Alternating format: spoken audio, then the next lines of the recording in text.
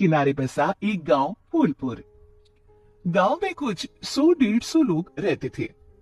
अंजलि जो कि पास ही के जिले में रहती थी और 12वीं पास कर चुकी थी, उसके पिताजी ने बेटी को जल्दी विदा करने के लिए उसकी शादी फूलपुर गांव के मुकेश से करवा दी थी।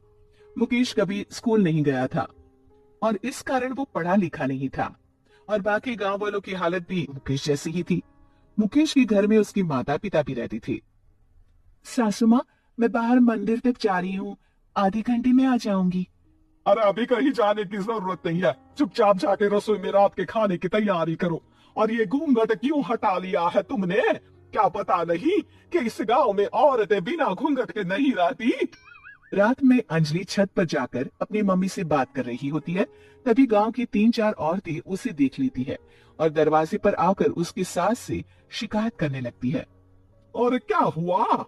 अरे छत पे तो देखो, आपकी बहू मटक मटक के किसी से फोन पर बात कर रही है, दिन भर फोन पे लगी रहती है। अरे कल तो मंदिर के पास वो क्या कहते हैं, सेल्फी ले रही थी। शहर की बहू रखना अच्छा शान की बात है, पर देखना इसके लक्षण से ये तो तुम्हारे परिवार को बदनाम ना कर दे। ये पहली बार नहीं था जब सास से गांव के लोगों ने अंजलि की बुराई या शिकायत नहीं की हो। अब तो ये रोज की बात थी। अंजलि ये सब सुन लेती है। जब वो नीचे जाती है तो मुकेश भी वहां आ जाता है। सास कहती है, बेटा, लोग घर आकर शिकायत करने लगे हैं बहू के कामों की, देख लो। पति हो, संयम से रखो इसे। माँ जी, मैं तो अपनी माँ से बात कर रही थी, क्योंकि यहाँ कोई बात करने लायक ही नहीं है और अब मैं माँ के पास ही रहूंगी। वहाँ क्या रहना, वहाँ बाहर के लोग तो ठीक है, पर घर के लोग भी इज्जत ना दे सके। अरे नहीं नहीं अंजलि, ऐसा नहीं है, धीरे धीरे सब ठीक हो जाएगा, तुम फिक्र ना करो। अरे बस कुछ बोलना ही नहीं है, सर पे चढ़ा रखा है बहू को। सास मुकेश की नरम बात सुन के वहां से मुंह चढ़ाकर चली जाती है। मैं तो कहती हूँ हम दोनों शहर चले जाते हैं। मैं पढ़ी लिखी हूँ, मुझे वहां नौकरी भी मिल जाएगी और थोड़े दिनों में आप ही वहां कुछ काम ढूंढ लेना। अरे नहीं नहीं अंजलि, हम यहाँ ना गांव का खेत, माँ पिताजी को छोड़कर शहर नहीं जा सकते। माँ पिताजी को कैसा लगेगा और गांव वाले क्या सोचेंगे? ये कहकर मुकेश सोने चला जाता है और अंजलि की गांव वालों द्वारा बुराई का सिलसिला बहुत दिनों तक चलता ही रहता है। लेकिन अंजलि गुस्सा ना दिखाते हुए समझदारी से काम लेती है। बारिश का मौसम चालू हो जाता है। जोरदार बारिश से पूरे गांव में हाहाकार मच जाता है। दुर्गा नदी में बाढ़ आ जाती है और बाढ़ का पानी पूरे गांव की फसल तबाह कर देता है। फसल की ये हालत देखकर गांव वाले निराश हो जाते हैं और बात तो यहाँ तक पहुंच जाती है कि कुछ लोग तो अंजलि को इस सब का दोषी ठहरा देते हैं। अरे पूरी फसल तबाह हो गई, पता नहीं किसकी नजर लग गई है। अरे जब से चौधरी परिवार में ये शहर की बहू आई है ना, तब से ही गांव की शांति चली गई है। इसके कर्मकांड से माँ दुर्गा नदी भी खुश नहीं है।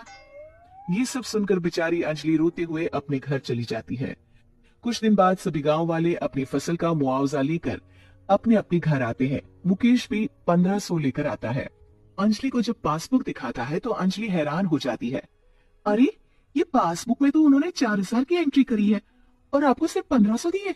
सच में? अरे वो सरकारी अफसर आपको बेवकूफ बना रहे हैं। सरकार की तरफ से हमें 4000 मिले हैं, लेकिन बाकी का सारा पैसा खुद ही खा रहे हैं। आप लोग के अनपढ़ होने का फायदा उठा रहे हैं। ये सब सुनकर मुकेश परेशान हो जाता है, लेकिन अंजलि उसे हिम्मत से काम लेने को कहती है और सुबह होते ही मुकेश को पंचायत कार्यालय ले जाती है और साथ में गांव के और लोगों को भी। आप सरकारी बाबू क्या गांव के लोगों को बेवकूफ समझते हैं? आपको क्या लगता है ये पढ़े लिखे नहीं है तो आप कुछ भी मनमानी करेंगे? ये बेचारे दिन रात इतनी मेहनत करते हैं, ये हमारे अन्नदाता है और आप इनके साथ ऐसा धोखा करते हैं। अरे क्या बके जा रही है ये लड़की, किस धोखे की बात कर रही है?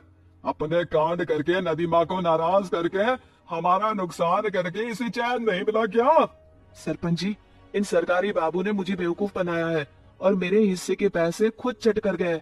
बस ये सुनते ही सरपंच वहां से दुम दबाकर भाग जाता है।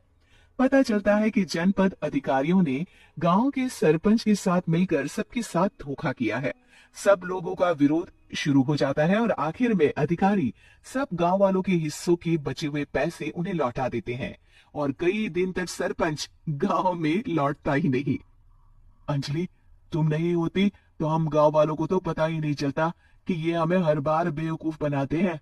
हाँ अंजलि बेटी, हमें माफ कर दो। हम सब तुम्हें बुरा भला कहते रहे, लेकिन तुमने ही आज हमें बेवकूफ बनाने से बचाया है। हमें तुम पर गर्व है बेटी। अब समझ आया कि सरपंच तुमसे नहीं, तुम्हारे पढ़े लिखे होने से नफरत करता था। क्यों ना इस बार हम अंजलि को ही सरपंच पद के लिए चुन ले? क्या कहते हो गांव वालों? पढ़ी लिखी सरपंच। बस पूरा गांव अंजलि के लिए ताली बजाता है और अंजलि की सास उसे खुशी से गले लगा लेती है।